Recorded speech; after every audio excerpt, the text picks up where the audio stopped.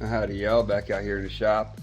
Been doing some thinking and some reading on some forums about the starter situation I'm having here. And what I'm going to do is I'm going to go ahead and disconnect battery, pull the starter, and do some measuring. One thing I read was you may need to use a starter for a manual transmission rather than an automatic transmission.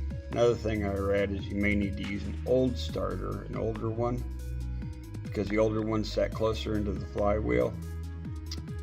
And another one said that in the forums that they thought the starter wasn't going deep enough to engage the flex plate, because there's different flex plates, depths. So I'm going to go ahead and just pull the starter and find out why it's not engaging, if it's not close enough to the flywheel or flex plate, or if it's not going deep enough to reach it. If it's not going deep enough, then I'll have to definitely switch to a nose cone free starter, which is what my son did, and it worked for his Selene. And but if it's just not close enough because of the bell housing, because they made big bell housings and smaller bell housings.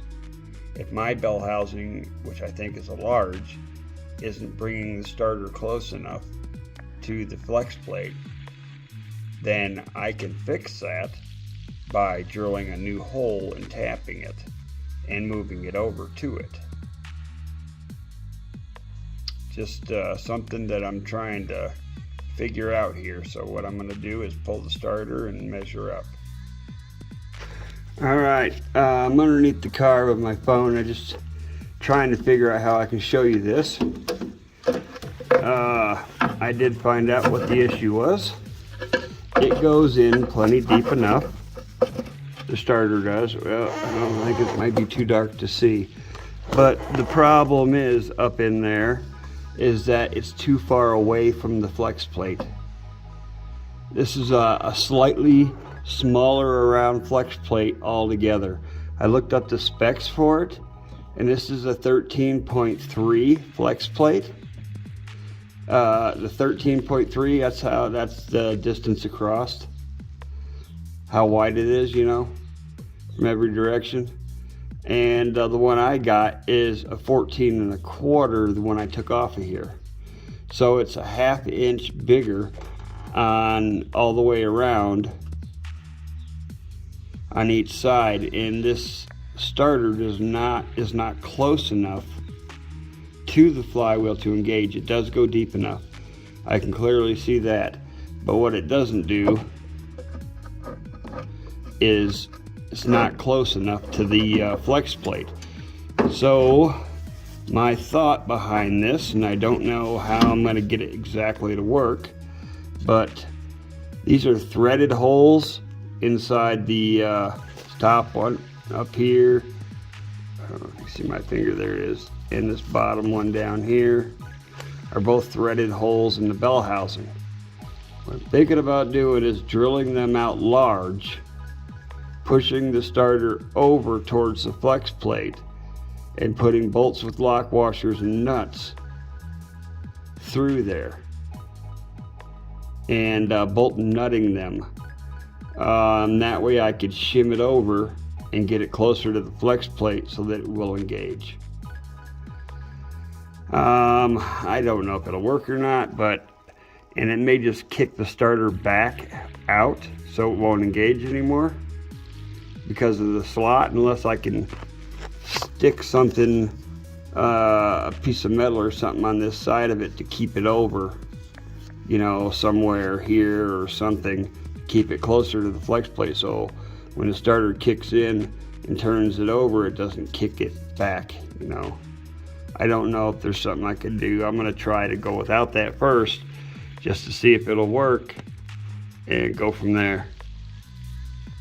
Alright fellas, a couple of things. One, I got to pull the transmission back again because this is screwed up Not from what I've read on the forums, 9 out of 10 C4s, automatic transmissions, have the regular small bell housings.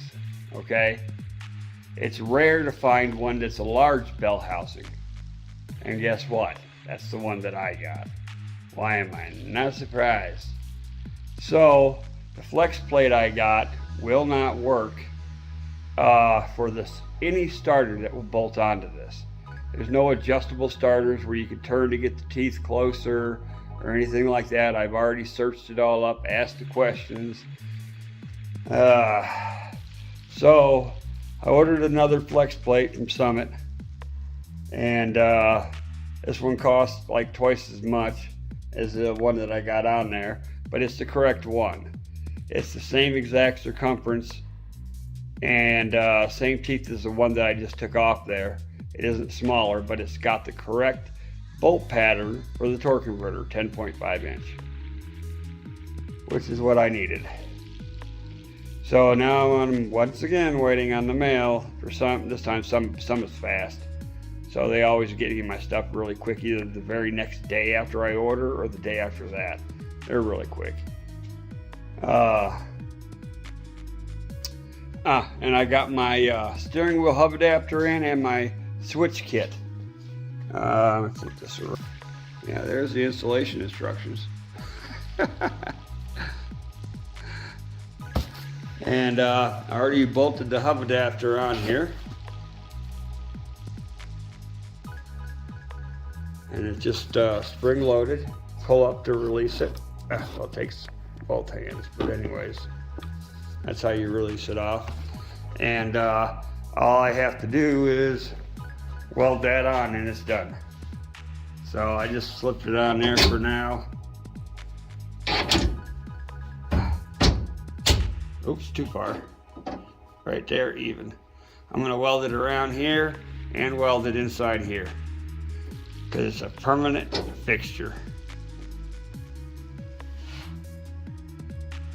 All right, steering wheel is on.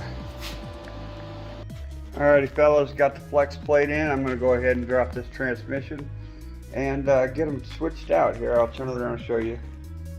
It's a nice Flexplate. SFI 29.1 certified. It's a platinum. There's the information on it.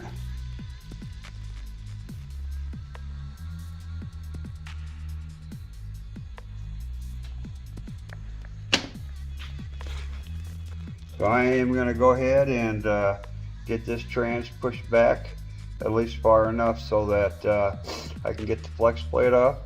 I'm going to try not to have to drop the entire transmission.